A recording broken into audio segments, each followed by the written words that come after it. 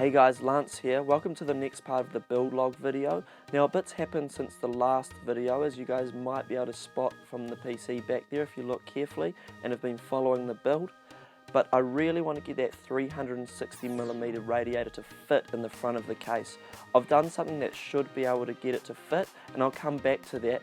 But first I want to go over why I decided I don't want that 240mm radiator in the front. But I'll get in close and I'll show you guys why. Before I got into showing you guys why I wanted to change that 240mm radiator in the front, I thought I would show off a couple of other bits that I got for the case. Now, if any of you watched the last part of the video, I showed off that I got the second sleeved cable for the second graphics card. Now that's in there. It is a slightly different shade of red. I don't even know if that will pick up on camera, and it is very barely noticeable, but I possibly am thinking of changing these to black and red cables, but for now the all red is going to stay, so that's going to stay as well. And you guys will also notice I got the third Corsair SP120 fan for the top radiator as well. Now the boxes here, I do use the Corsair Performance Edition fans, and the rear 140 airflow fan is a quiet edition. This will mostly be here for aesthetics because I want to have some positive pressure in the case with the 3 fans in the front intaking, 3 exhausting out the top, and this running as slow as possible, if not off. But anyway guys, I'll show you why this radiator is no good. Now here we've got one of the fittings. Sorry that's not in focus.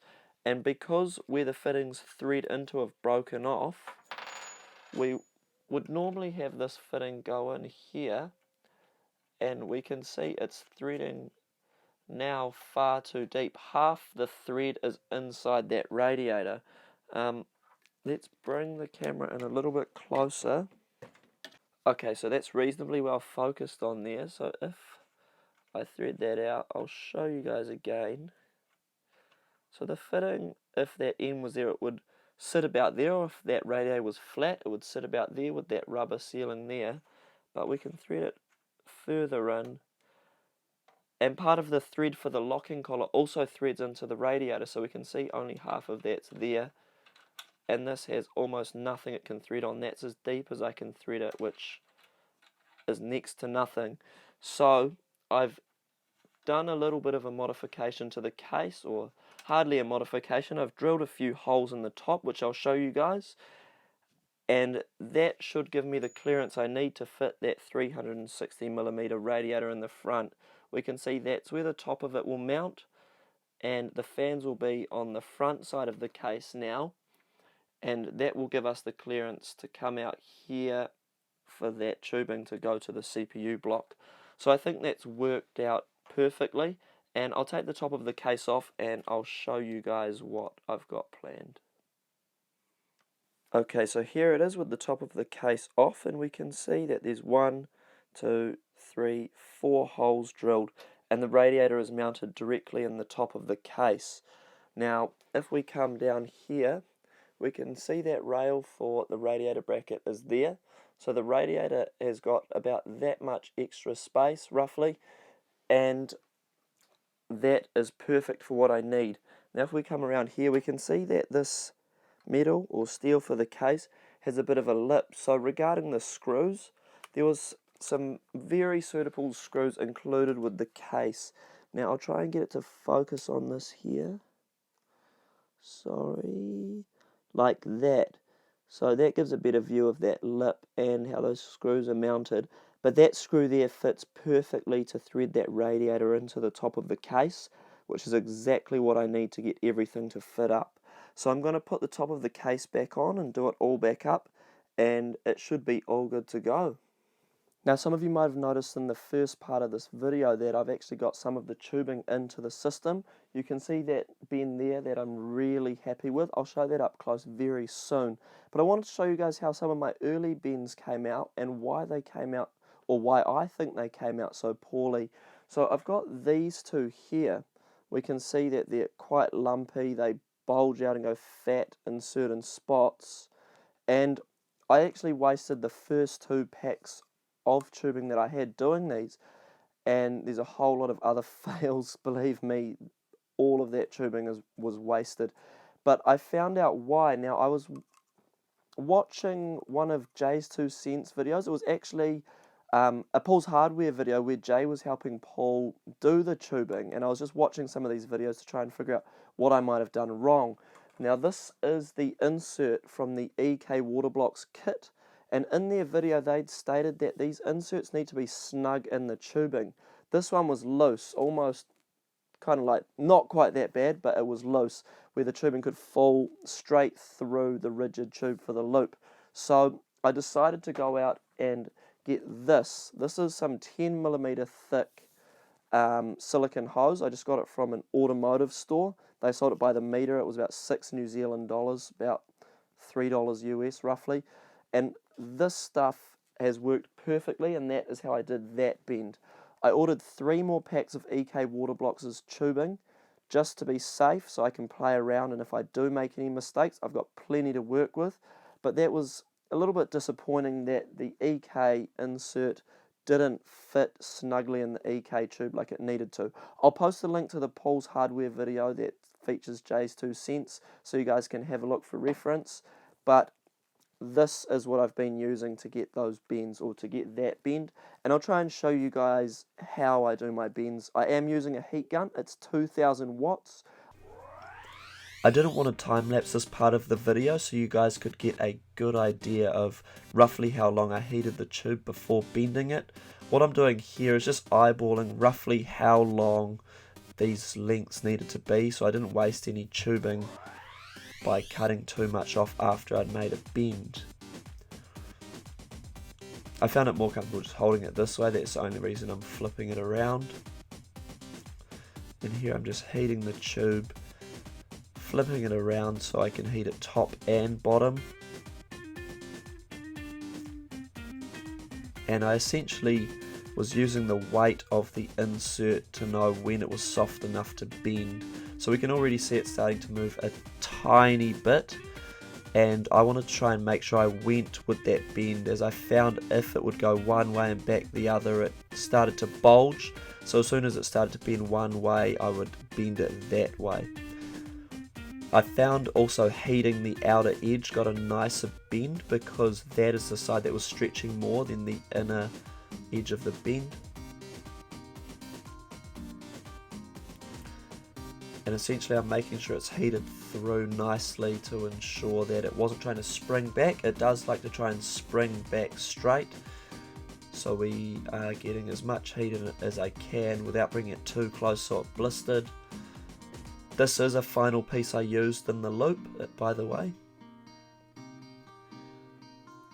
and that looked pretty good. I just blew on it a little bit so it would cool off.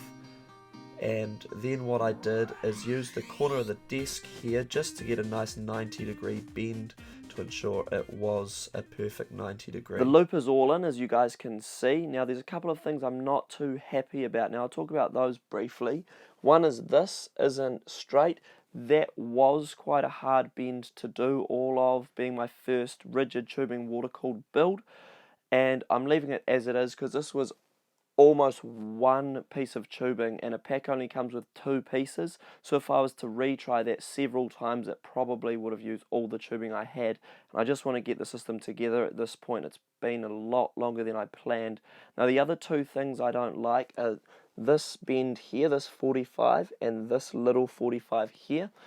After getting them in there, I'm not really that happy about them. I needed it for this one to get around this plug, and I'm thinking now I'll probably do a 90, a 90, and a 90 to go in there, and I'll retry this one as a 90-degree bend as well. To get around the 8-pin power connector on the lower GPU, I used this 45-degree bend. Now I did buy a 90, which was a dual 45 fitting, although it didn't fit here, it bent down and out, and it was still in line with the power connector. Although that did come in use on the radiator in the front here at the top for the tube that goes straight down to the pump, because with the 240 the pump could slide under the radiator slightly and get better fitting with just better fitment with just a 90-degree fitting there. So that worked out quite well.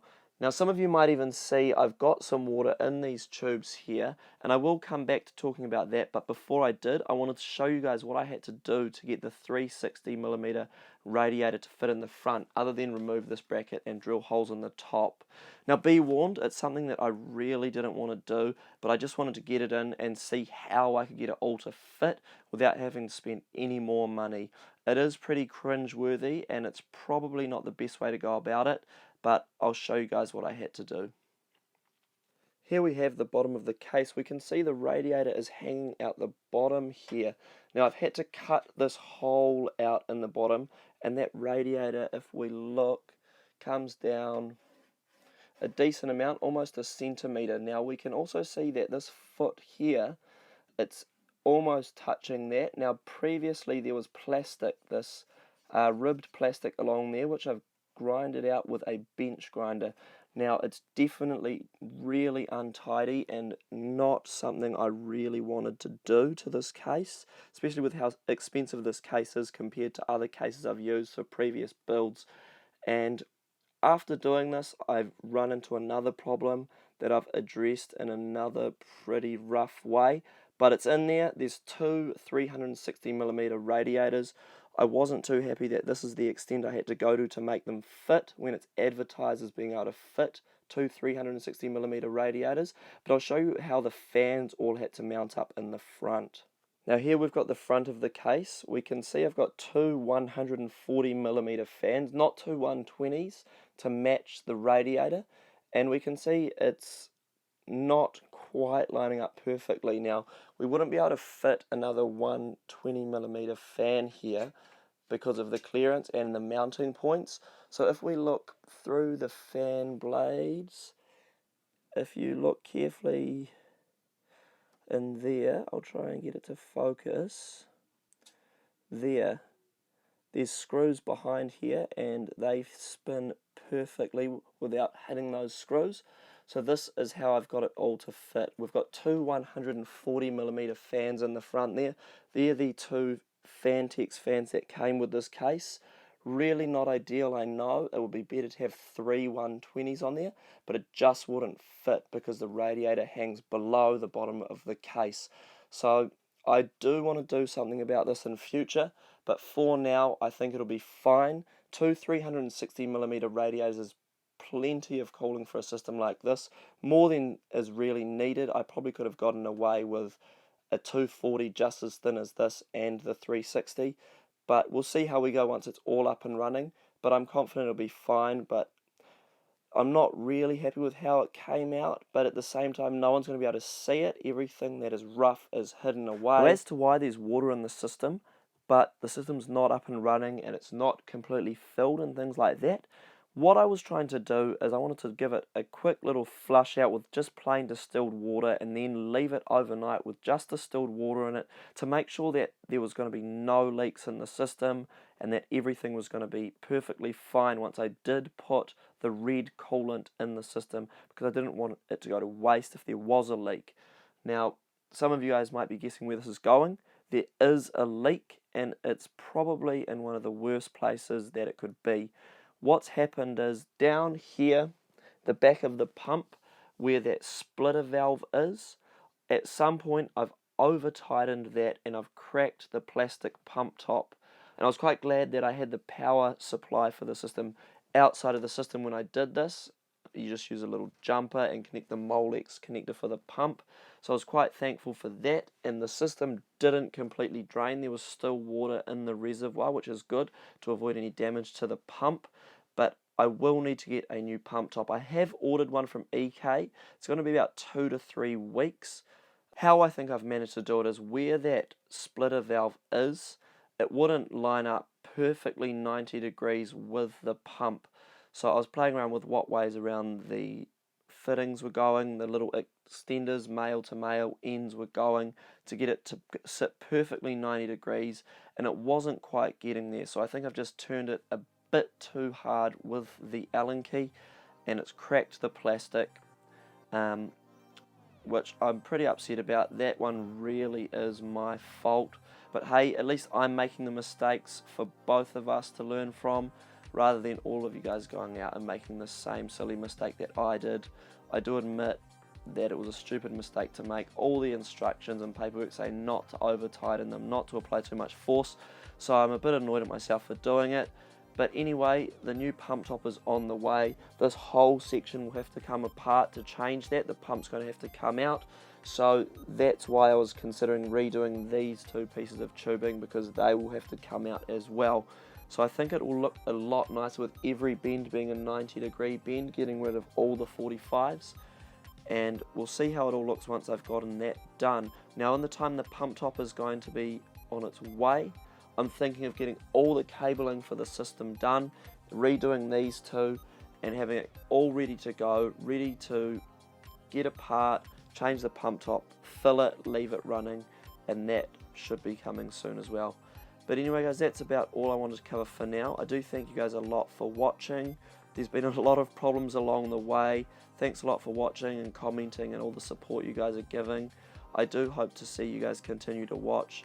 Feel free to like, subscribe, all that good stuff, and I'll see you on the next one, guys.